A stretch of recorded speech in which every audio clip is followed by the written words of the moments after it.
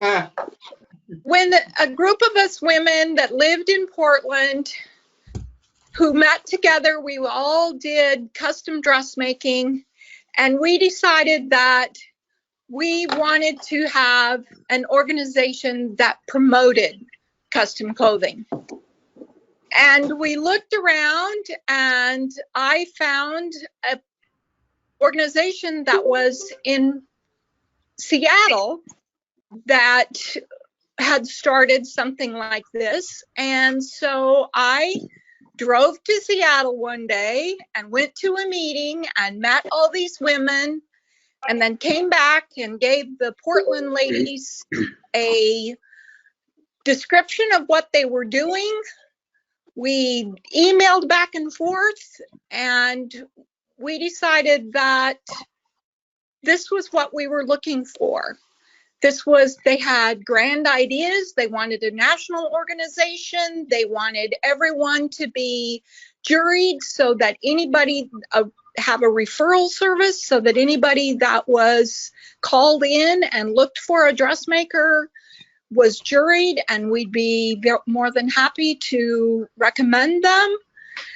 And it's 30 years ago. It's just amazing. And I thank you to see where we've come, how far we've come. And just from this small group of women in Portland, wow. Thanks, guys. Tricia, it was a small group, but it was a very active group. It was a very active group. I mean, there were a lot of people who really worked hard. Oh yeah, we did. We really did. Are you just vacationing in Hawaii, or have you moved? No, I'm vacationing in Hawaii. Actually, I was here for the month of January, and on the island of Molokai, they opened up their COVID shots to the general public. And since my friend and her husband have a house here, then we decided we would go up. So we went up at our first shot. So I'm in Hawaii right now for my second shot.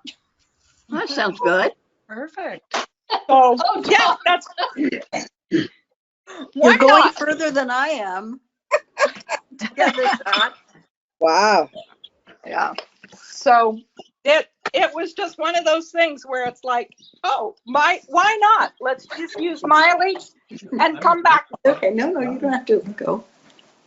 So one of the things you need to understand about Tricia, she vacations in Hawaii like 4 or 5 times a year. Oh, okay. It's like a second home. Yes, whenever I have a chance, I just hop on the plane and come. Well, I can't say I blame you. I went one time and it was absolutely paradise. Yeah. Well, we're on the island of Molokai, which is very laid back, very remote, and absolutely beautiful. Yeah. What is that? Wow. So that's where I'm at. So hi, Tricia. This is Yvonne Jennings in Parker, Colorado. And the camera says you're all full, so I can't put my camera on. That's good. But I joined in 1991. I joined the Colorado chapter. And I believe at that time that we were the next largest chapter, or at least the third largest chapter behind Portland and San Francisco. Wow. And in Massachusetts, we came along in 1991 as well. Oh, that's great. Yep. New Jersey came in 93. I came on in 91 in Arizona and was one of the founding members of the Arizona chapter. Very good. What was that, Linda? I didn't hear you. You came on in Arizona in 91 and was one of the 4 members who started the Arizona chapter in 91. Must be don't We know. didn't get our 10 members till like 94 to be an official chapter, but we were operating as PAC back then. Yeah, that's what happened in New Jersey. Maria Guzman came on in 91. Then we had 7 people in 93. Mm-hmm. And we were allowed to start a chapter with those 7 people because we had been meeting for months with those same 7 people. So Nice. then we got an official charter in 94. But Maria Guzman went to the very first conference, which was in Vegas, I think it was, or San Francisco or something. Yeah, I think it was Vegas. San Francisco. San Francisco? Yeah. Okay. So Maria Guzman, who's a founding member of our chapter too. Well, I joined in 1991 just from seeing an ad for it in Threads magazine. And there was no chapter around me or that I knew of. So I just was a member at large until I finally joined the Baltimore chapter. But I tried out the greater Philadelphia chapter, but decided to go with Baltimore because it was a little closer to me. And I didn't have to pay tolls on the turnpike to get there. So, you figure it was like $5 each way or something. And if you did that every month, that really adds on to your, your chapter dues essentially. So, Yes, that's true. and I already knew a lot of the people and have been hanging out with the people in the Baltimore chapter. So it just seemed like a better fit. And then since they ended up disbanding anyway, I guess it was a good thing I did that. But I can't remember what year I joined the Baltimore chapter. It was probably 96 or 97 or something like that. My first conference was Boston, and I don't remember how many that was into the number of conferences. Boston was 1996.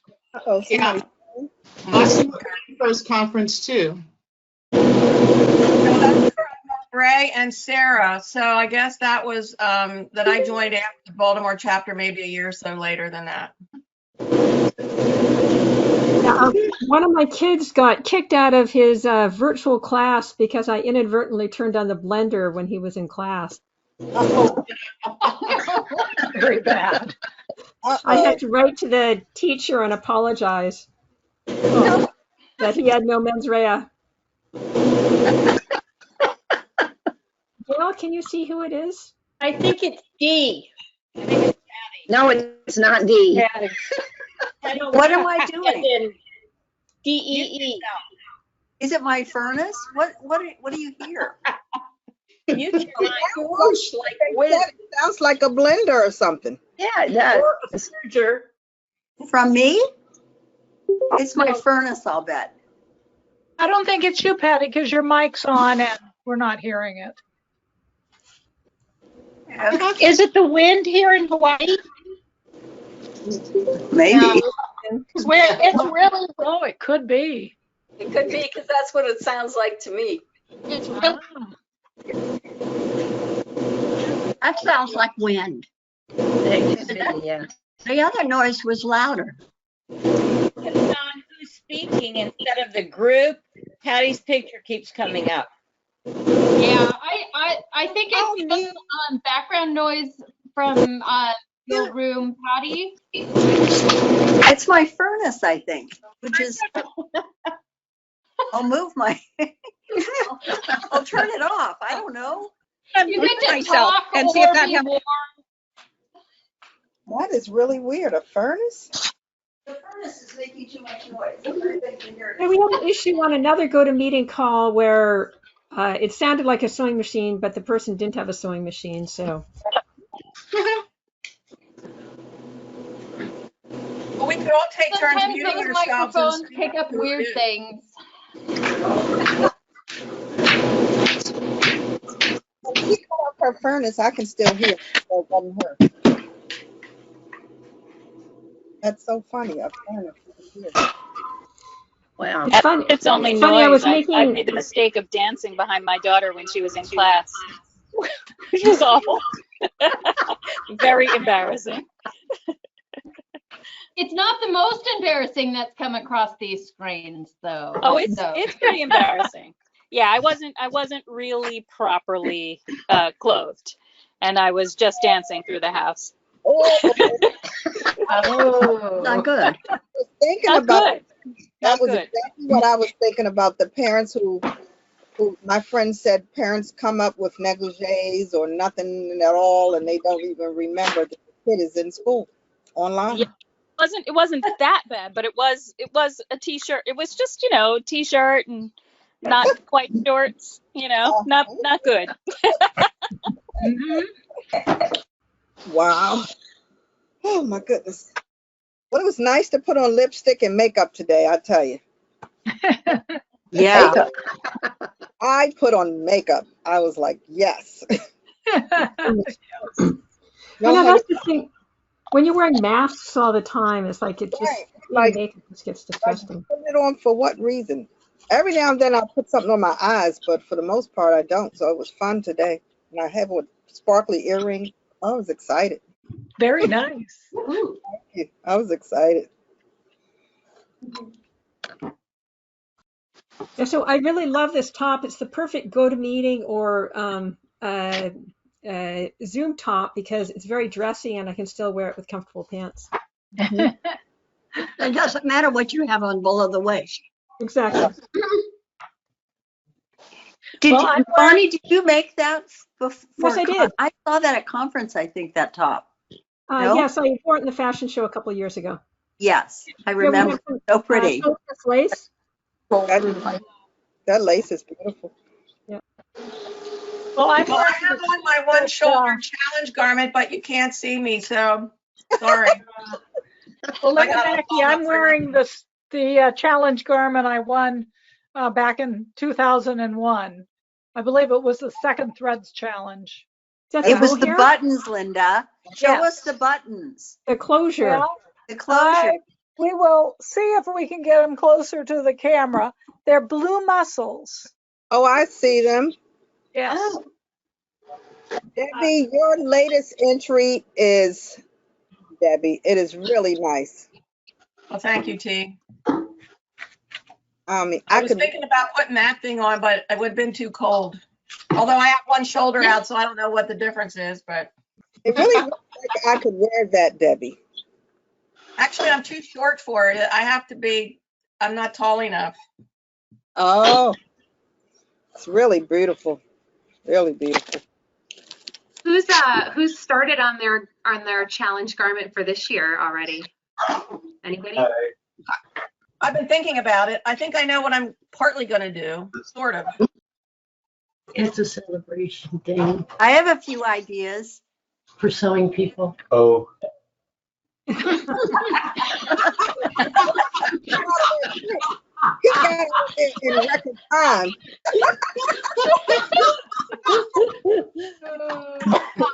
Sewing people, let me get out of here.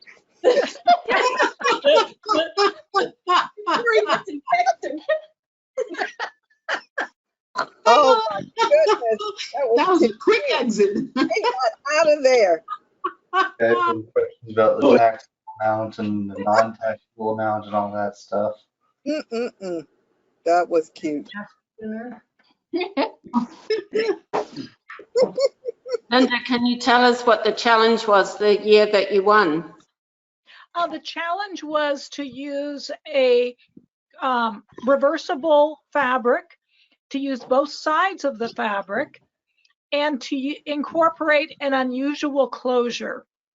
Oh. Well, the conference before, I won a piece of this fabric, which the background is a weave of brown in one direction and midnight blue in the other. So it's kind of an interesting thing. And then it has mohair woven over top of this wool in a bright apple green and turquoise, with it looped on one side and shaggy on the other. So I used that fabric, and the background, that brown and midnight blue, reminded me of blue mussels, and that's why I chose that for the buttons. Okay, thank you for telling me. Well, when you buy fabric, you do buy both sides of it. So It's not necessarily that one's both the wrong side and the right side. Mm-hmm. And that was the second challenge? That was the second challenge, yes. Okay. And I it was in remember- Los Angeles, the conference. Yeah, it was in Los Angeles. I remember Linda making those buttons because that's the weekend we went to Cape Cod, Cape Cod. Okay. Linda, and you brought your loom. We did some spinning. Remember we did the spinning yarn and stuff? Yes, I taught the group how to spin. Very nice. So, Catherine. Oh, go ahead. Yeah, Catherine, I'm pretty sure you were president when I first joined ASDP or PAC. Was that about 1996? When were you president? Do you recall? I think it was 98 to 2000. Yeah, 98 to 2000. Very nice. Hard to believe that was that long ago, you know. I don't see everybody, unfortunately, but I think Trisha Crockett is on. Yes. The call. Hi, Yes. Trisha. Hi, Catherine. Hi. Yes, we go way, way back. Yes. So, how many people on the call right now were founding members? We know? I was. Well, Trisha and I were original founding of the Custom Clothing Guild in 1984. Very nice. And then because we were so successful, the Home Sewing Association asked us if we could become a model for a national organization. And then that started a 2-year process of writing a manual of how to start a chapter and operate a chapter. And then it was another 2-year process of negotiating with Home Sewing Association about launching a national organization. And so it didn't happen overnight. Nothing Then, does. it was late January of 1991. We officially launched. And I remember it was the day that the Gulf War started. Yeah.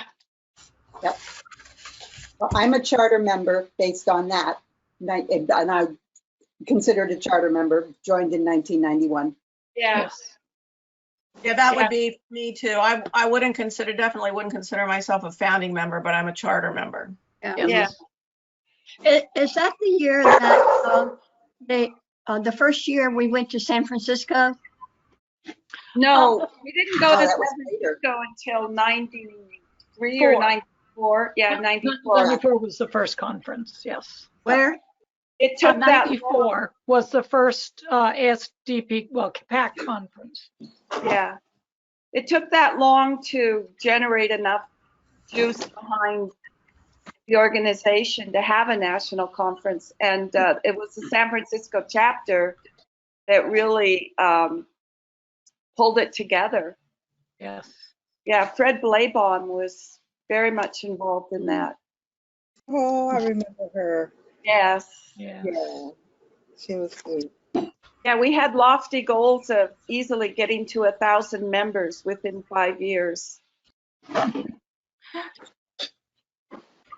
It didn't members we have are good ones. Yes. It was a good goal. You got pretty close. Yeah, we got pretty close. Yeah. So the Home Sewing Association underwrote our expenses for the first, oh goodness, at least 4, 5, maybe even 6 years. Yes. Which was wonderful. We had hired a manager to do all the member recruiting, all the paperwork. Back then there was a lot of paperwork, all done by telephone and mailing, because the internet wasn't happening yet. I don't know how the hell we did it. I don't know either. Determination. Yes. That was I remember at one point it was like in 96, maybe 97. And the original national board was all made up of Portland members, just out of convenience primarily. But I do remember Kathleen Spike. I don't know if any of you guys remember her. Oh, yeah. She made a statement at, I think it was 96 or 97. She said to the board, you know, we've really all got to get computers and get on the internet. You know, we've all just got to bite the bullet and do this to make this easier for us. Yes. And we all poo-pooed her. But, you know, what a difference. Did the Home Sewing Association turn into the American Sewing Guild? What? No. No. Sponsored American Sewing Guild. The Home Sewing Association also underwrote the sewing guilds. Right. But they set up American Sewing Guilds basically so American Home Sewing could run it. They sort of tied their hands to begin with. But it did start with them, and they underwrote them financially, but they also had some rules which prevented the American Sewing Guild from, one, being independent and also being imaginative, because American Home Sewing wanted to run the program. Right. Yeah, and they wanted to be more involved with PAC as well, and we didn't want that. And then the industry really started to change, and they had fewer fabric stores as members, and so they finally made a decision to stop funding us, and we were okay with that by that point. And then part of that had to. Go ahead. You're cutting out, Catherine. I know it, and I'm sorry about that. Or I'm losing. Maybe I'm just losing you. You're not cutting out it. Maybe I'm just losing you. For some reason, my computer says Alan Stevenson. That's my husband. Oh, okay. Yeah. Sorry about that. That's all right. Husbands are good things to have. Yes. Yes. Like that guy. You know, sometimes I feel like Tricia and I are just, you know, the old dinosaurs that remember the original stories. But I do really feel that as we continue on, that it's really important that we all remember the history of where we came from. I disagree, Catherine. I think the most important people are the people who have been with the organization the longest, because you have the long history and you've seen the entire journey thus far. I think that's really important to tell us about, to share information with us. I deeply appreciate it, and I'm sure others do as well. And that's part of the reason for joining an organization like this. But one of the things that they did before there was a national organization, their individual organizations had people who came and did workshops, because I did workshops for you. Yes. Yes. We had 2 times a year, we had fabulous sewing retreats. Yeah. And we had wonderful teachers like Claire come and give us couture. I went at least a couple of times, because one time I stayed with Tricia. Yes. And that I don't relate that trip to another workshop that I did. You remember coming a couple times? Yeah. Yes. See, and if I don't think I am now sorting through all of the stuff I have never thrown away. I don't think I have anything that relates to that. I have the article that you wrote about me. I found that the other day, and that's a very long time ago. That was when we were doing a monthly newsletter, or maybe it was quarterly or something.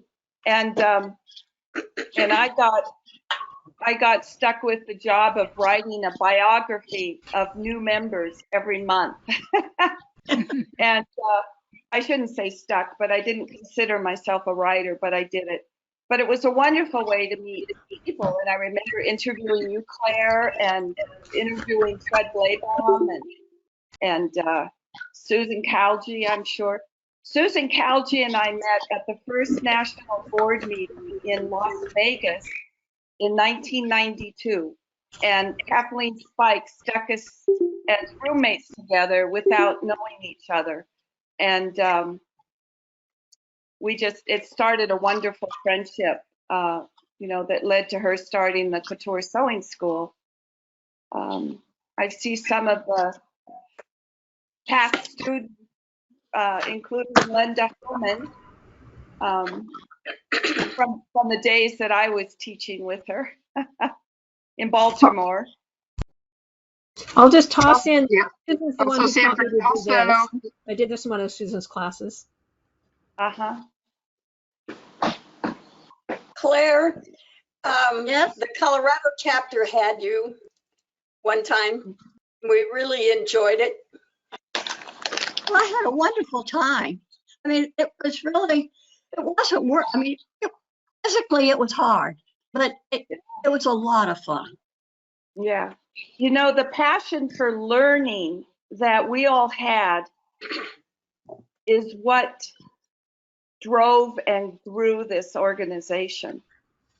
Education was huge for all of us, these opportunities. And I really hope that passion for education continues with our group. I know most of the faces I see here are older, and nothing wrong with that, but we really have to. Thank you, Catherine. Yes, we really have to, though, continue our, education for fine sewing in this country. It's so important to find ways to reach the younger people. I agree with that, Catherine. One thing that I have found, I joined a long time ago, and I forget what year it was, and I had one baby at the time. And now my kids are grown, and so I'm back, as a member after many years of not being a member of ASDP. I was a member of PAC in the beginning. And one of the things that I see is that it is really, youth can be an obstacle and an advantage in this profession, because obviously you don't have as much skill as someone who's older and has been doing it longer, but you do have a different eye. And I think it's great to have a really diverse group of people who represent the membership of this organization, because it helps for everyone to see what everyone else is doing and what kinds of projects people are involved in and what this profession can yield. Right. I will say, I totally agree. Yeah. Was that Jennifer? And so I totally agree, and that was one of the kind of thoughts in doing this kind of fun little get together, was to have a chance to talk about and remember like the years that we put into learning, all the things that we got so excited learning about. And now that a lot of our members are in a place where they're not sewing professionally for others as much. They're working on, tapering down in their business. And as we get younger members, that helps the balance of the older members that have the skills and the younger members that have the vision and enthusiasm, and making it be a cycle. And even if it's not that very distinct apprenticeship program between two individuals, as a collective we are working to pass on that knowledge to younger generations. And so I think we'll get started a little early, and we'll start the video, and then afterwards there'll be a couple announcements with fun news and exciting updates. And we'll leave time if people still want to chat afterwards. So I want to give everybody 2 or 3 minutes, stretch, grab a drink. I will start the video montage in about 5 minutes. How long is the video going to be? It's 12 minutes. Oh, okay. Jennifer, if I can put in a few words. We're having dinner. I have started this business here with, we do sewing, obviously. And one of the problems that we've had is I can't find employees. I can't find anybody who can sew. In the Asheville area, there happens to be a lot of small sewing businesses. So a couple of years ago, several of us that have sewing manufacturing businesses, we got together with state officials, nonprofits, and discussed the problem. Ended up buying a curriculum on teaching sewing. We got the community colleges to teach the program, well, support it. We brought in an instructor to train the trainers here in Asheville. All of this was funded by different organizations. We've had machines donated, and we have this program all set up to be taught at 2 different community colleges. It got started and then COVID hit. So I have no idea where it is right now, but there is a ton of sewing going on in the Asheville area, both small businesses like mine and, you know, private, or I should say couture, dressmaking, custom dressmaking people, small alterations shops and stuff.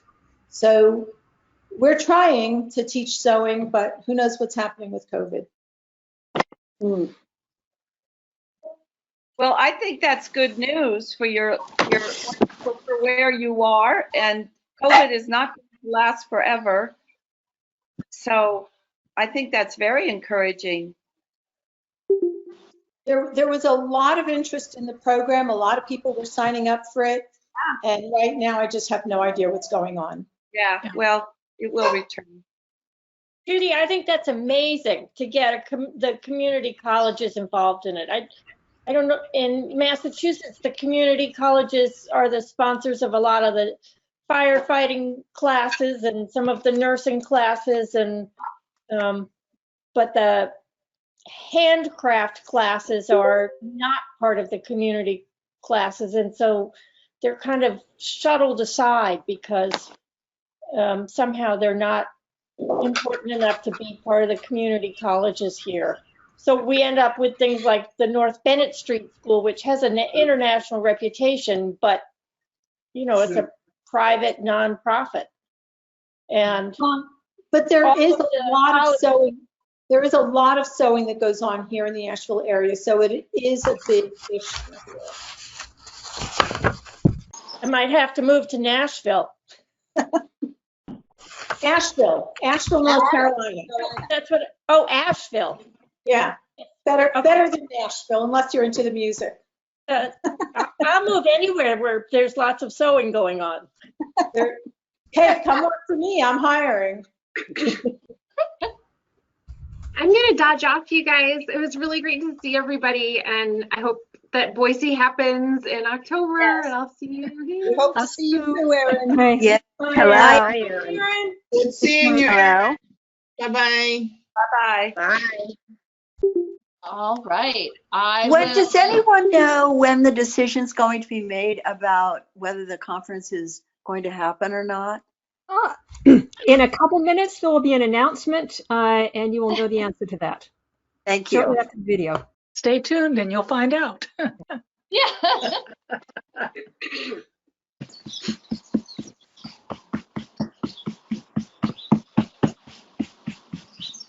Oh my God. Do you guys hear me? Yes. Yes. Oh, these are memory lane. Can you maximize your screen?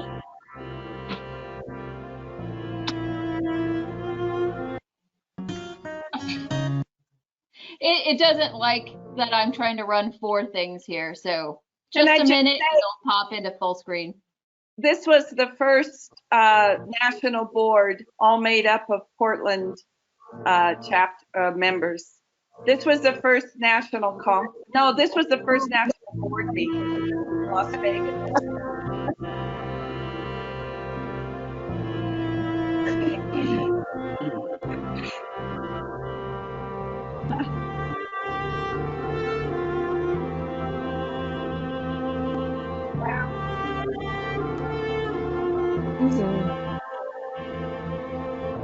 There's Claire. There's me and my big hair day. There's Krisha.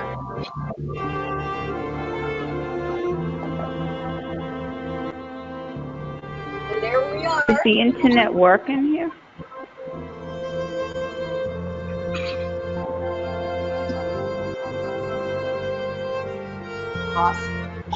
Boston.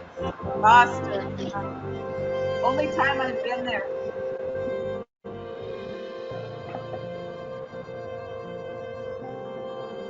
Not sure who that was. There's Maria Guzman. Oh, yeah. And Fred, I think Fred was next to her. Fred was sitting next to her, yeah. Betty Kirk. Betty Kirk. Ah. And Ray. And there's Ray. Who's out in the class. And there's Catherine behind the truck. Senate blood, isn't it?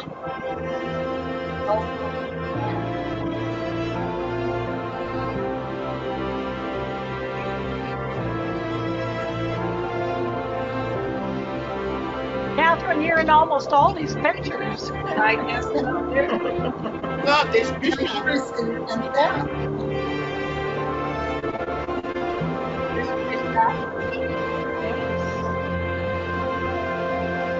This is Oregon. This was my first conference. Portland, yeah. This was my I third. think that's when I took over as president. I think. Yeah. There's Marie Guzman. Yeah, Maria. She was vice president. Yes. Sarah Vedlin. Yeah. Decker. Barbara Decker. There's Debbie Edberg. Oh, yes. Oh, this is New Jersey. That was the best conference. Yes, it was.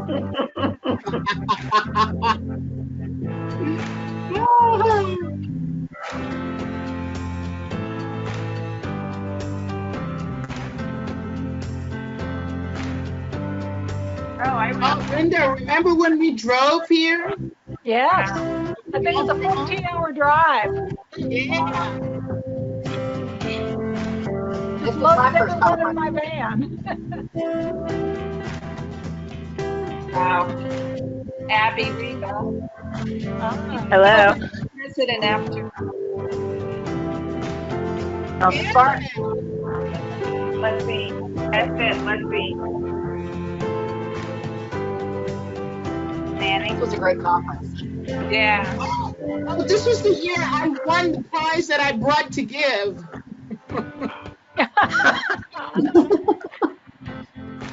Richard Tyler. Richard Tyler. Yeah, Richard Tyler. That was the hat thing we had to make. Yeah. There's Claire. Oh, beautiful. Debbie. Barbara. Deckard.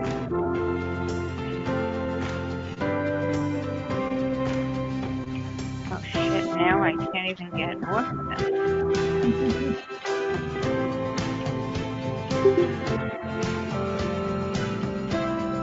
Dorley. Oh, yes. Oh, goodness. Charles Flybacker.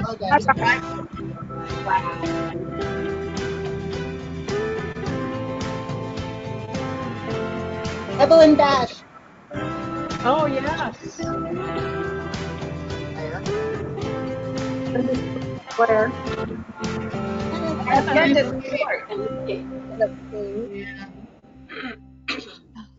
there you are, Debbie. Yeah, and Hazel. Hazel. Well, there I am in my Linda? shorter hair day. Linda, your short hair? Yep. Oh, I remember Savannah. We all drove to Savannah too.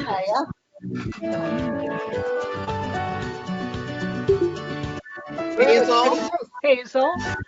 And Ruth. And Ruth. Yep, Tenny. Rob. And Mary Wells. Yeah.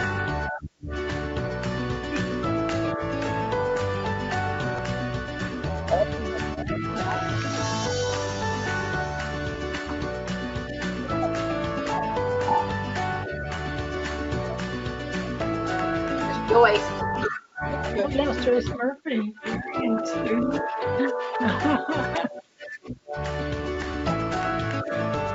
Jennifer. Janie. Hey, there I am. Nick.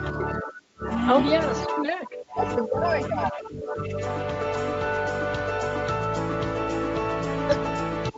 Oh, here's Portland.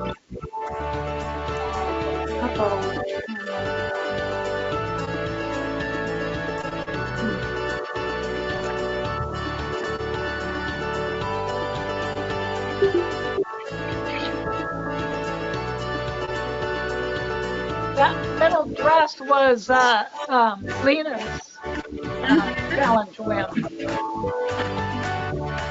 That's at Novi.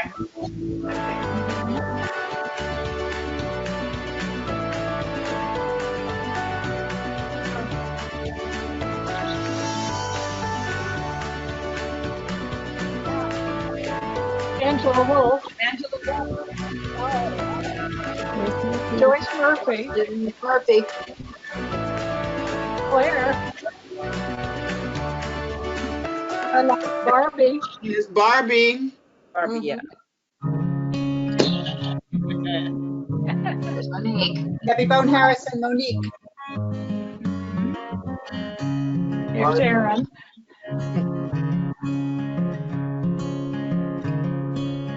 Baltimore chapter.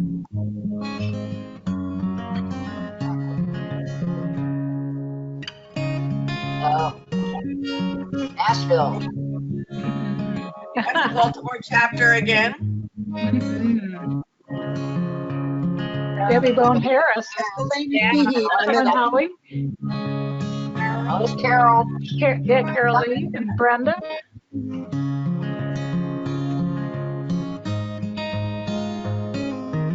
Janie. Right? It's a horrible picture. We've all had better days. Janie. There's Whitney. There's our fearless leader, Bonnie. Oh, the traveling coat. Ah, yes. Forgot about that. That was a fun project. That was wonderful.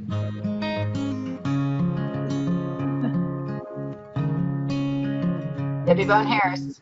Yep, that was an awesome plan.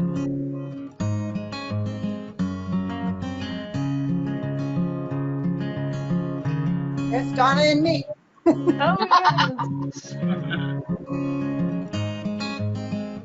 Talk about being focused.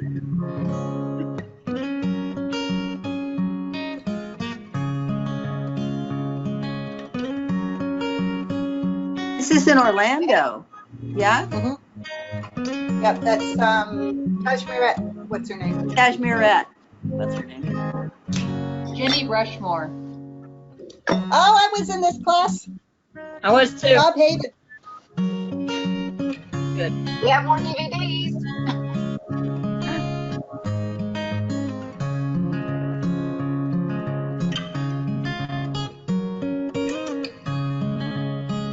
Wow.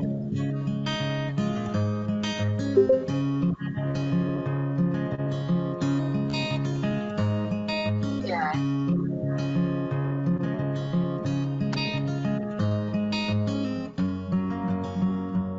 There's Tricia and Jennifer.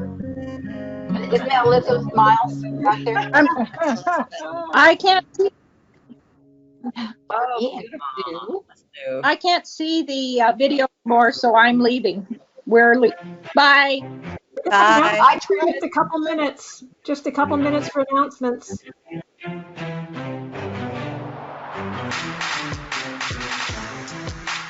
Those are student challenge. There's all Trish's designs. My daughter.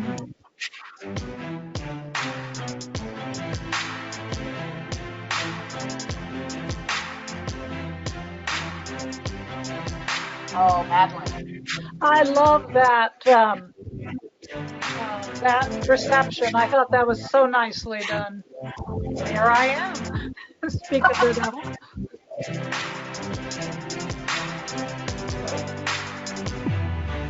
Who's a new member on the council?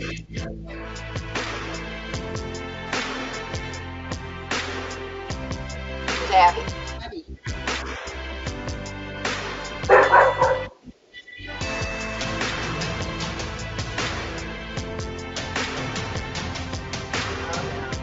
Who's out?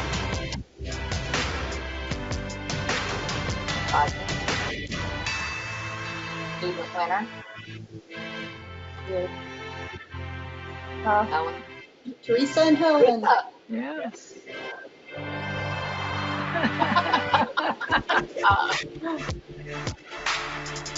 Lisa.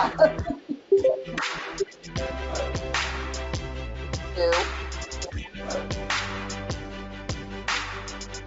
Carrie. Carrie. Boy, grandsons. Bonnie.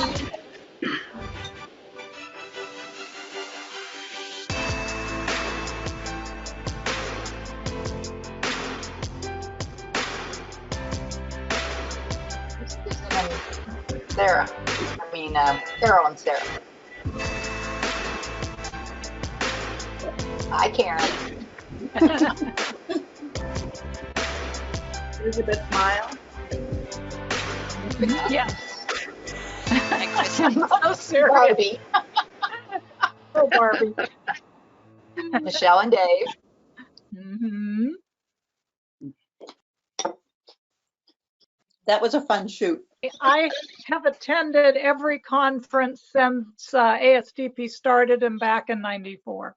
There might be others who have also. Wow, good for you. I've been grateful that I've had a situation where I could take the time off, and I saved up for it every year because I got so much out of those conferences, and it was just a delight to see the pictures and bring back so many wonderful memories. So thank you. You got me beat. I've only been to 19. Oh. Wow. So that's just a snippet of all the photos we have. And like I said, we're going to try and get chapters and members to submit and actually just make it a living archive. And so you'll start seeing notices in the newsletter. They'll point out where you can go add pictures or help us identify people or locations in pictures.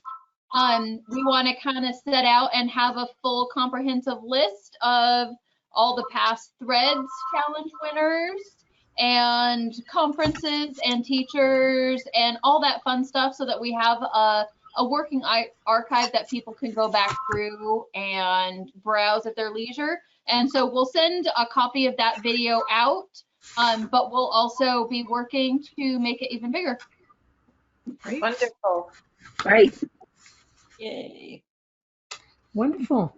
So should we start with some announcements? Go ahead, take it away, Bonnie. Okay, I want to start with a very exciting announcement. This is a project that Brenda Breitenmeiser has been working on diligently for years, and it is a real example of how a dedicated individual can spearhead real change with focus and hard work. Now, I turn it over to Brenda to have the honor of making the official announcement. Okay, just hang on a second.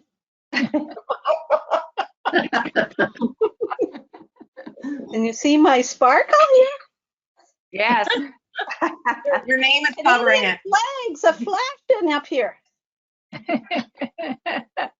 So we have become the first ASCP global affiliate.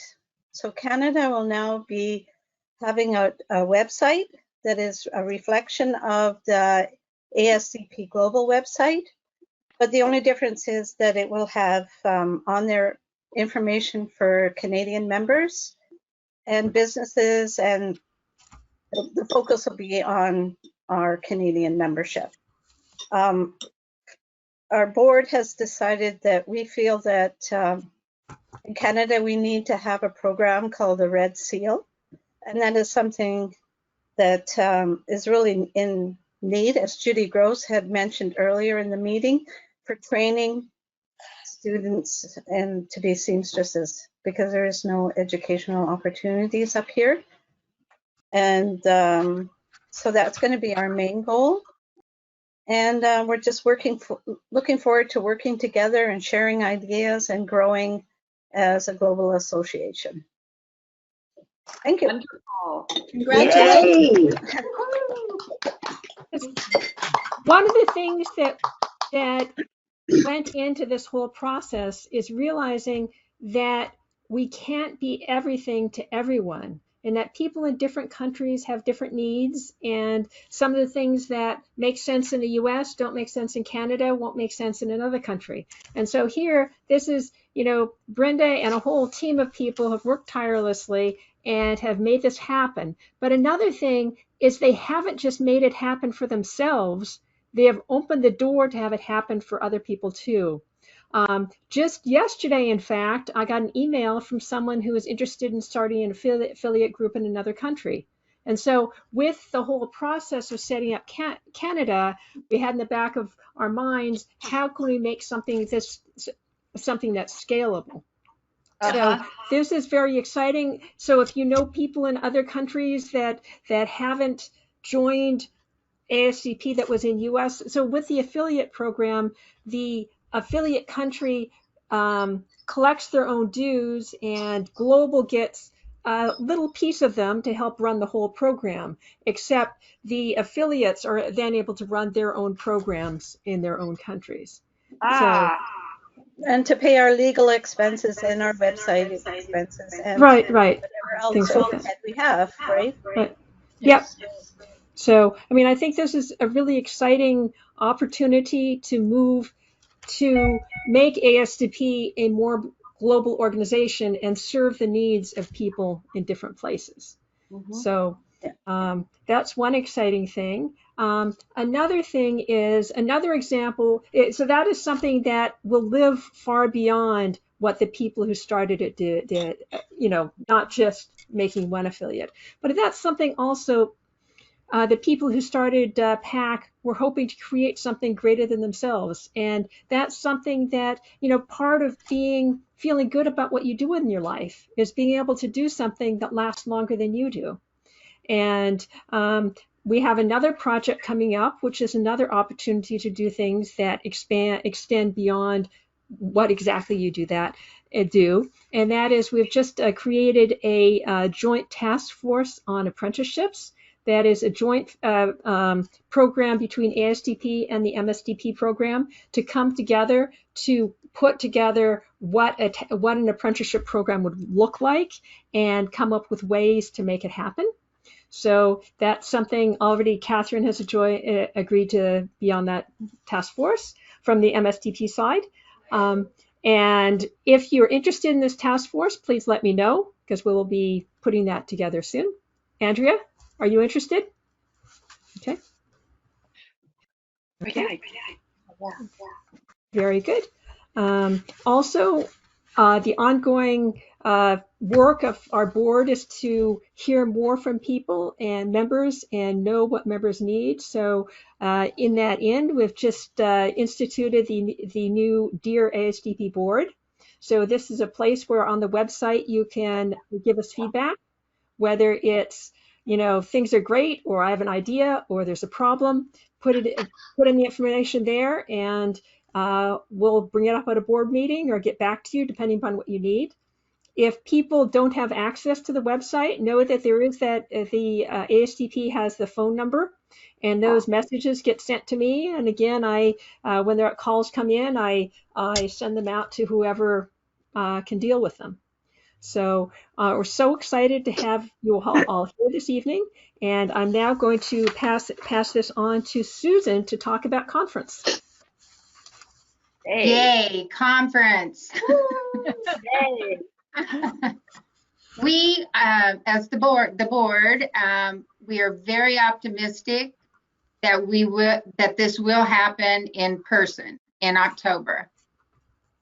We understand that 2020 was a very challenging year for everyone on all different levels, including the board.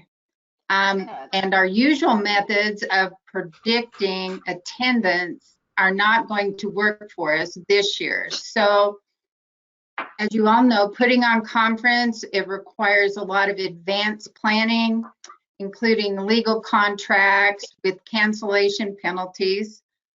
We were lucky when we canceled last year that we didn't lose a dime. They all worked with us very well. We didn't lose any of our deposits. So because we have to sign those in advance, and the cancellation penalties depend on when the cancellation occurs. So in April, the cancellation penalty will increase. And because ASDP faces financial implications of moving forward with conference plans, we need to know how many people, as close as possible, how many people are planning to attend. So we are going this year, everything's changed, nothing's the same. We are instituting a deposit system this year. The deposits are non-refundable. So if you put a deposit down, we will count you in attendance. We will be counting on your attendance at conference. If we don't get enough deposits, we will cancel conference for 2021. And if conference is canceled and you did place a deposit down, you'll get a full refund of that deposit. Deposits are also transferable. So if you put a deposit down and you can't attend, you can transfer that to another member for their attendance. So as a benefit of putting down this deposit, you'll have preferential registration because we want to provide our members with the best possible conference, but we also need to be fiscally responsible.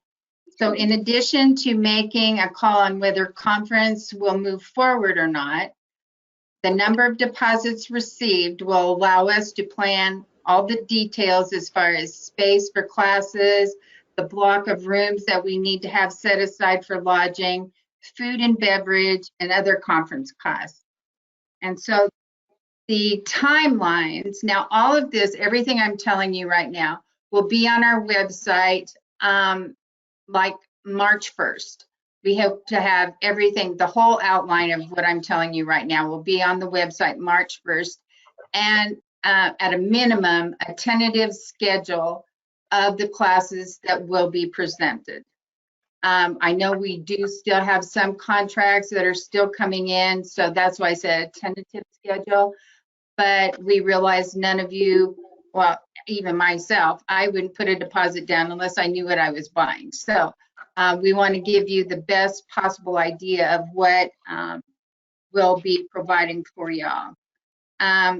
So $100, the deposit amount is $100. That would be due by March 31st of 2021. So in the end of March. The registration for members that make that deposit will open July 1. And the registration for members who did not make a deposit will open July 15th.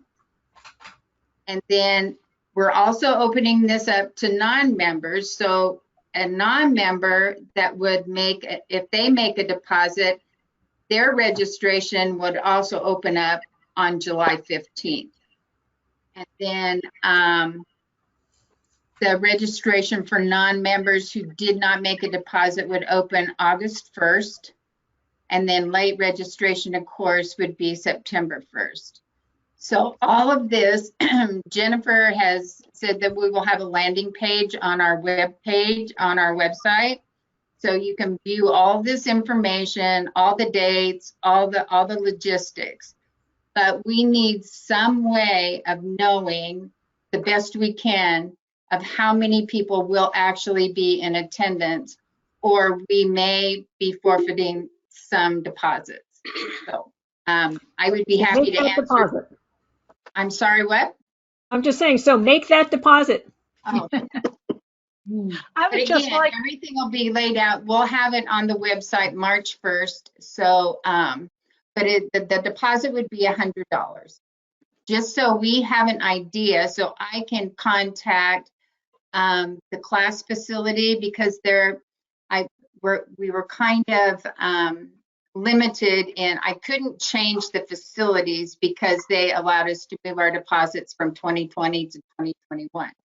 So the classes will be held at the Boise Center, and our block of rooms will be at the Hilton Garden Inn. So it's about a block away.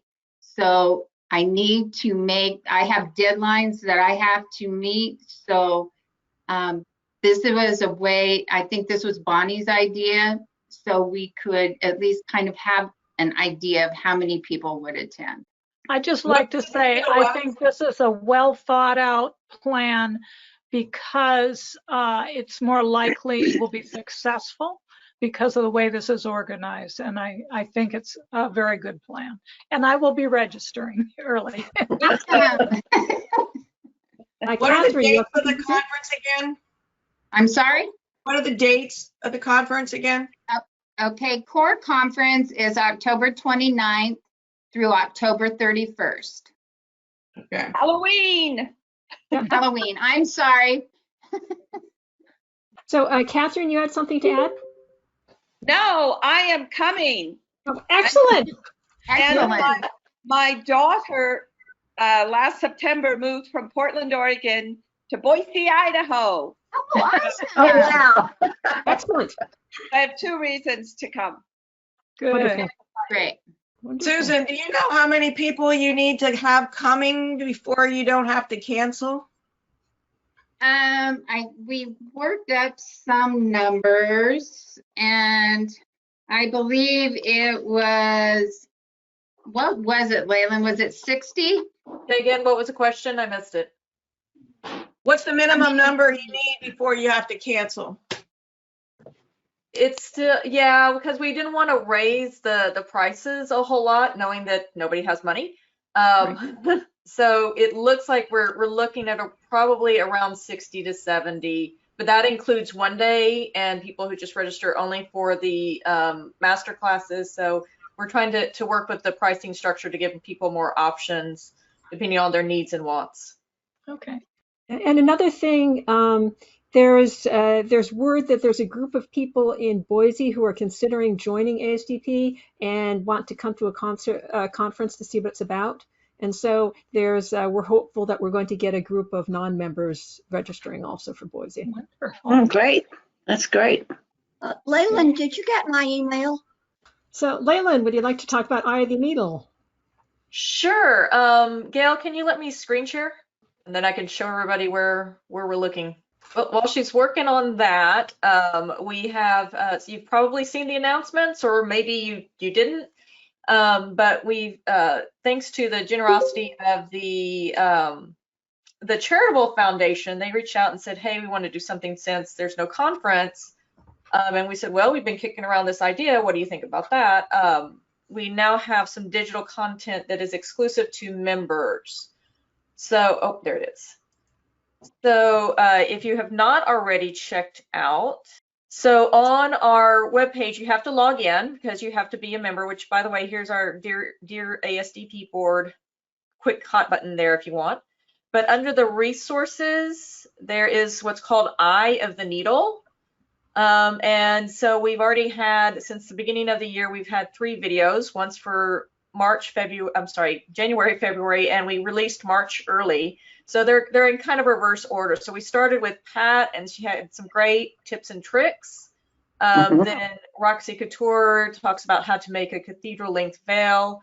And most recently, we just released Megan's on how to Google My Business. So they vary in length, less than an hour. So they're certainly, quick, doable lessons on a wide range from, some of it's sewing, some of it's more business. We're trying to get as much as we can in there. If you are interested, so if you haven't seen those, go check them out. And we recommend that when you start to play, I won't play it now because I think the bandwidth would crash, but if you start to play on it, you'll see that it'll say, hey, watch this on YouTube. If you go to that, click on that, watch it on YouTube, then you can subscribe and you can make comments in YouTube. We can't make comments on our webpage, but you can do it on YouTube, where we can look for questions or any tips that you may have to help everybody out.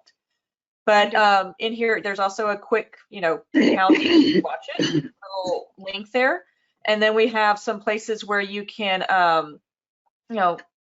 suggest your own videos. And you can see there's a wide range of the quality. You don't have to have a lot of equipment. You can just use a smartphone to film. And usually you send it to me and I'll edit it up and get it matching all the other ones. But basically just fill out the proposal. Let us know what you want to teach. We'll reach out to you. There is a stipend because of the generosity of the charitable foundation. And if you want to see something, but you don't feel like you're the right person to do it, you can go to the suggestion form, and that also works. That same form works for conference. If you want to see a class at conference and it hasn't been taught and you're not the one to teach it, you can go to that suggestion form and let us know what that's about. So there we go. We have our new Eye of the Needle, at least 3 videos for you to go watch if you haven't seen them yet. Wonderful. And we're really excited about that. Yes. So along with that, we're Can I get something here? Sure. I'm on the board for the charitable foundation, and I just want to make sure you all know who we are and what we do.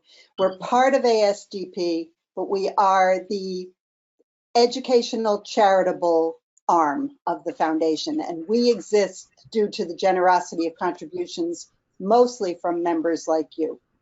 So if you've got a little money to spare, we'd take it. We'd be happy to use it. Jennifer has updated all of our page on the website. All of our forms are current. I'm the treasurer, so the checks need to come to me, or there is an online donation form that you can use there. But we were really happy to have this opportunity to fund some of these classes and to make a donation towards that. So thank you for all who have contributed to us. Oh, yes. Yeah, we're really happy to have you guys. That's where the 501c3 kicks in. Right. Yeah. Good to see, your money physically going to actual artifacts for member benefits here. And it'll just keep growing. So we've got support for the whole year, and then we'll see how to take it on after that and decide on, how much people are using them or not using them, or what we want to do with it, and look at it in other ways too. Yeah. Yeah. Very good. So, Linda. Yes. Well, I just want to give you an update on a little bit about what's going on with the Master Certification Program. Currently, we have 15 participants in the program. 9 are going through the MSDP certification and 6 through the Master Alteration Specialist certification. We have 8 graduates, 6 from MSDP and 2 from MAS. And 4 of our grads are mentoring our participants, and it's nice to see them giving back in that way. Also, 2 of our graduates are actually now evaluators for the program, and we are very happy for them to have expanded in that direction as well. MSDP was given the rights to sell Linda Stewart's alteration DVD books on DVD, basically. And so we have this available for anyone who would like that. Anyone going through or has gone through the MAS program is given these DVDs free of charge because it directly relates to their certification. Those in the MSDP program are offered, allowed to buy these at half price, since it's not directly related to their certification, but we wanted to give them an extra something since we were gifted the rights to this. So anyone who would like to buy these, you can go to our certification website and there's a link to ordering them. So that's pretty much what I have for our program. And I just want to say real quick, we're delighted to be working with Leyland on making programs that will help our participants to go through the program a little easier and pass a little quicker. So thank you, Leyland. Okay. Now, I would like to do a special thank you right now to Jennifer Phillips, who did the planning for this event. And it's, you know, a lot of hard work, and it's really wonderful to have how she's made this happen. And I turn it back over to her if you have anything else to say. Hey, Bonnie, do you want to bring up the diversity committee and see if we've got people interested in that too? Oh, yes. So we're starting a variety of committees and task forces and things. One thing we're doing is a subcommittee on diversity and inclusivity. And so if anyone is interested in, we just want to think about what we can do to make ourselves more inclusive, and we might be doing things unintentionally that impact it. So if you're interested in that committee, should people speak, Gail, to you? I think we said Megan. We said Megan, but okay. Megan, so okay, so speak to Megan if you're interested in being on that committee, please, or or Gail. Is there anything else that we should bring up? That's a lot. Okay. Well, this has been wonderful, and we're going to, people can stick around and chat some more, but we just wanted to, get that information out to you, and it's wonderful to see you, and thank you so much for being members of ASDP. Yes, thank you. Thank you. Thank you. Thanks to everybody. Thanks, this has been wonderful, but I'm going to sign off now, guys. All right. Bye. Bye. Bye.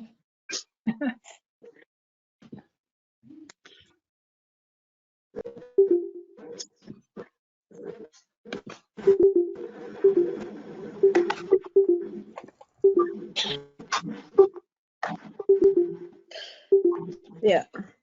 You did a great job, Jennifer. Yes. Thank you, great Terry. Thank you, Jennifer. I have a lot of pictures downloaded on my laptop now.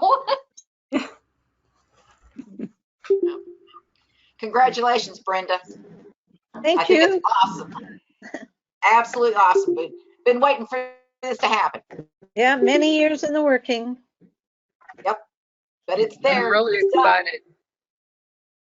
I'm really excited that the affiliate program is finally launched so that you can build stronger in Canada, in your own country.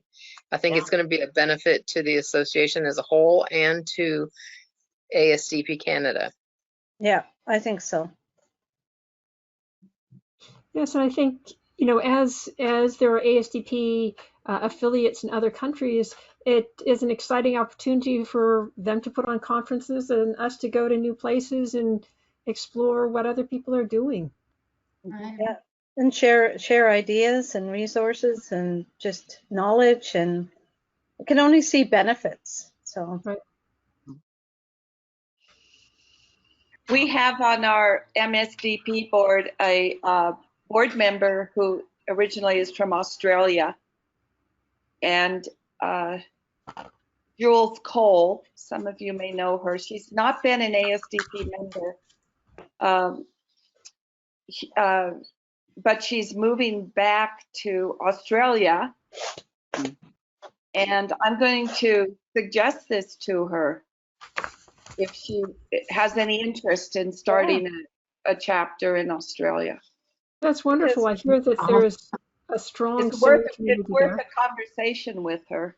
Right. Mhm. And Yes, like, it is. absolutely, like I said, when I worked on the affiliate agreement, I did it with looking toward having other affiliates. And so we now have a form of agreement that we can just talk, people can look at and like reading, because, we work through all the details so they can look at and see is this something that would make sense for them.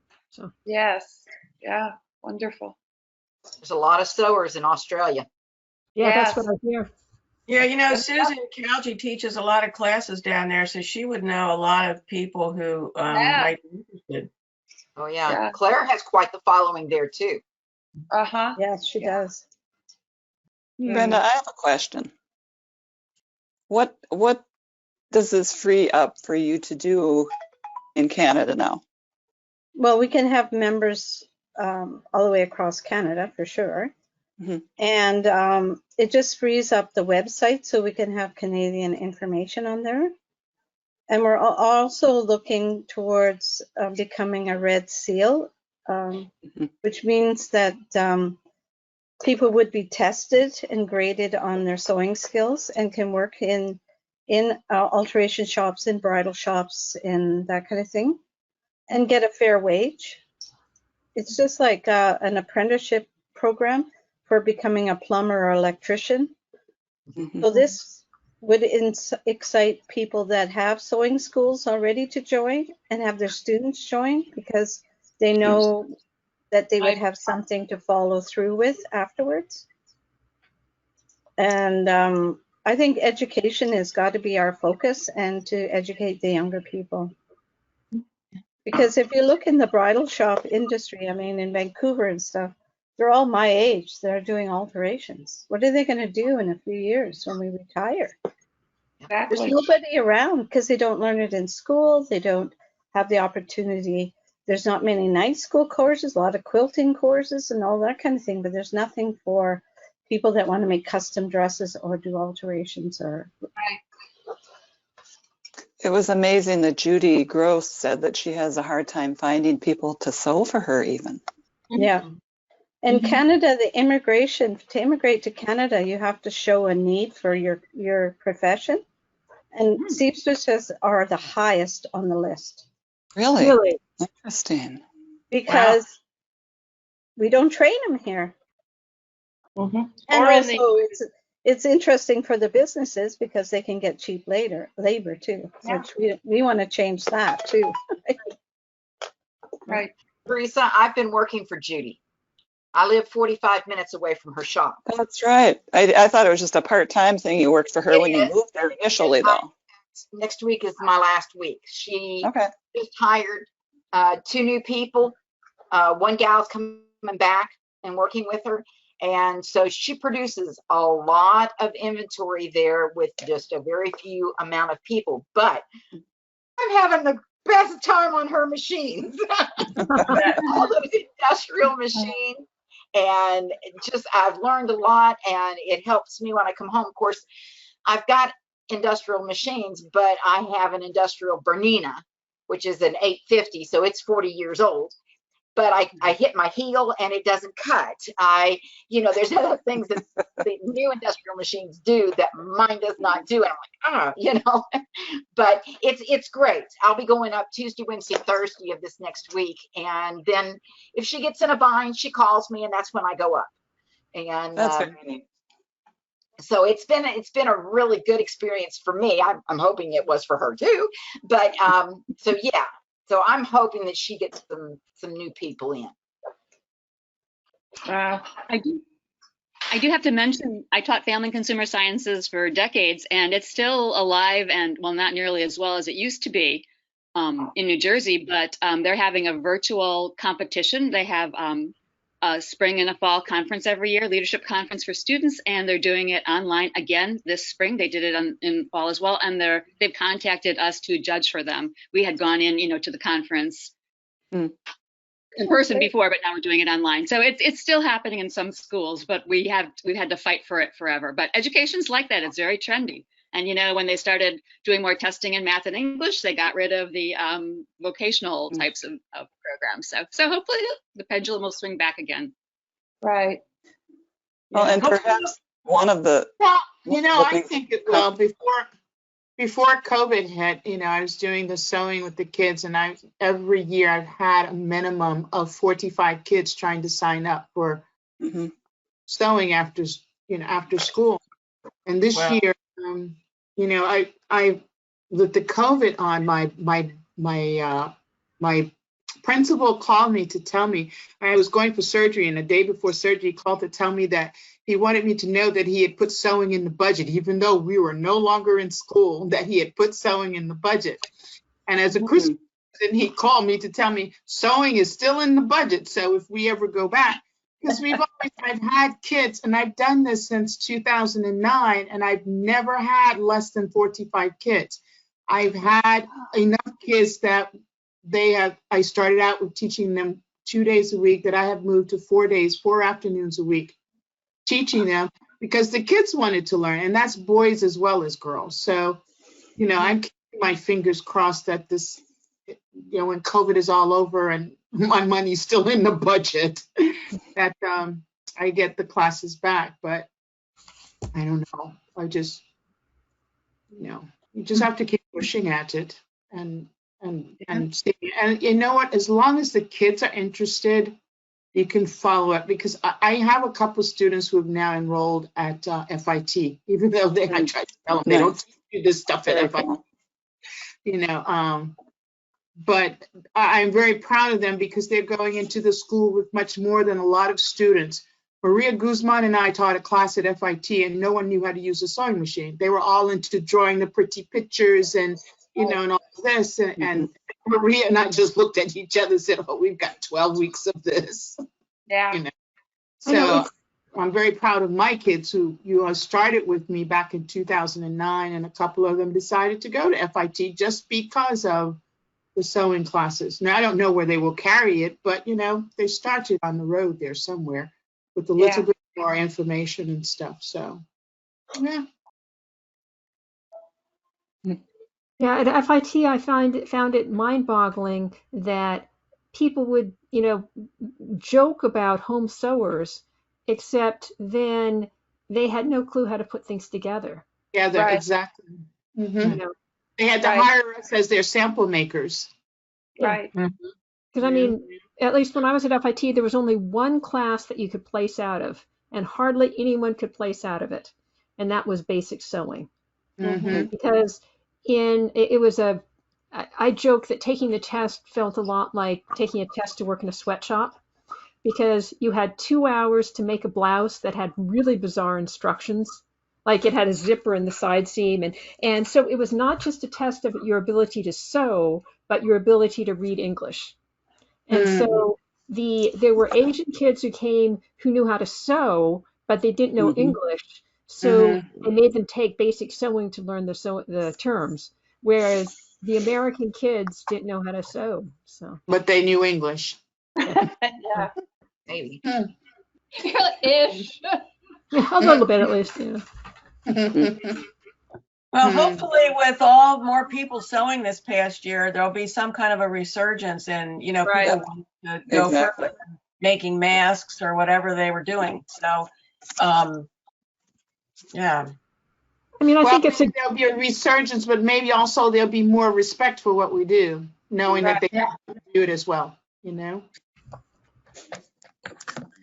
So Michelle, your face has joined us. Welcome. I turned my camera off earlier. I didn't want to take up space for the people who wanted to reconnect. I never had any intention of getting into this business, but after I joined social media and the sewing community in social media, I realized this is coming back in a big way. And there are not many people around here where I live to teach this. And I so want to be part of it. So I'm working myself out of my IT job to work my way into teaching sewing and opening up a sewing studio, including fabric. Because we are in a fabric desert here in Buffalo. Yeah.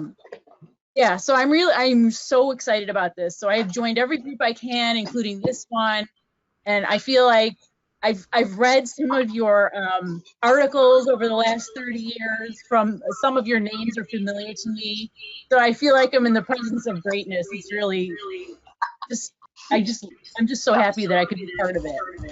Welcome. We know how you feel. Michelle, we need more members of your generation to join ASDP. Well, unfortunately, I'm probably closer to your generation than you think. I'm going to be 54, so I feel like I don't have much time left, but I still have enough energy, and I feel like I could do this probably good 10 years. So yeah, I want to get to the women who are more interested now, like the 40-something-year-olds, and the college kids, and I want to get to those younger people. Yeah. Just to let you all know, I've been following a Facebook group. It's called DMC Dressmaking Workshop. And when I joined it, it had like 250 up to maybe 400 or 500 members. She gave this gal gave away a workshop for 3 weeks. And it grew from that small amount up to now it has over 4,000 members. And what she did was she was teaching draping. And these gals have gone through and shown what they've made. And I don't know whether I can. This is what she had them drape. And she showed them step by step how to drape it.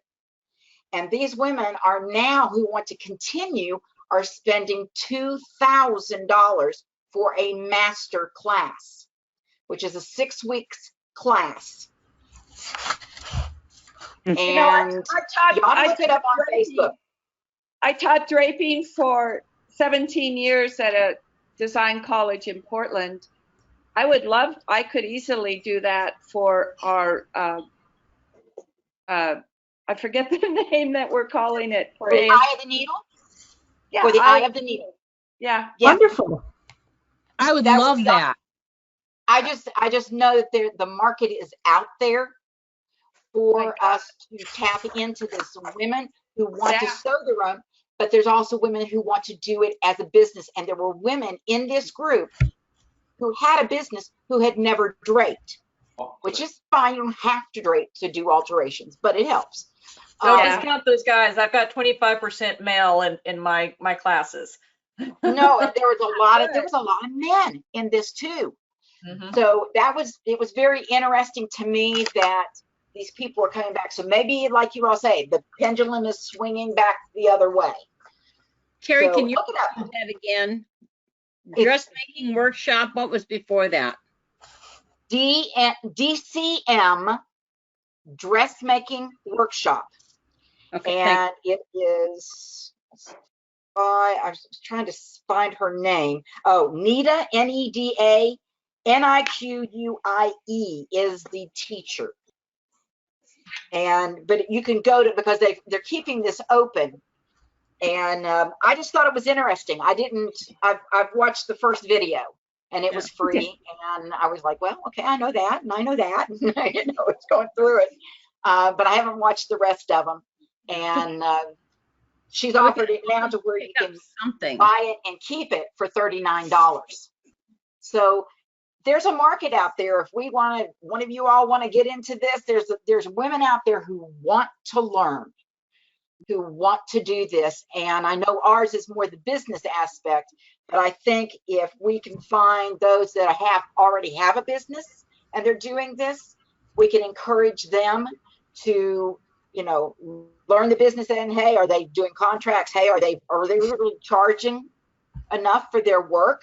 But these women recognized how much effort this gal put into this and were willing to pay. So there are people out there willing to pay us to go or teach, but we got to get it out there. Right. We'll start building the MSDP and MAS training that we're on the task force. I'll reach out to some graduates and see who wants to be on the task force. Because I think this is an exciting time. With COVID, a lot more people have taken up sewing, and it's an exciting time to potentially put together a program and help, help feed into this profession. So.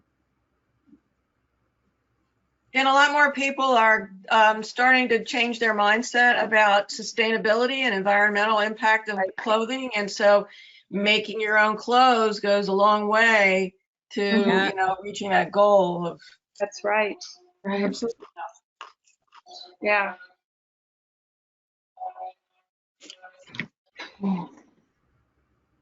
All right. Thank you so much, everybody, for coming. Gail, you can probably stop the recording. And if people want to hang out for a few minutes, otherwise, we'll be sending out an edited version of the video in our meeting tonight. And we'll be keeping the conversation going in the newsletter, on the website, on Facebook and Instagram. All right.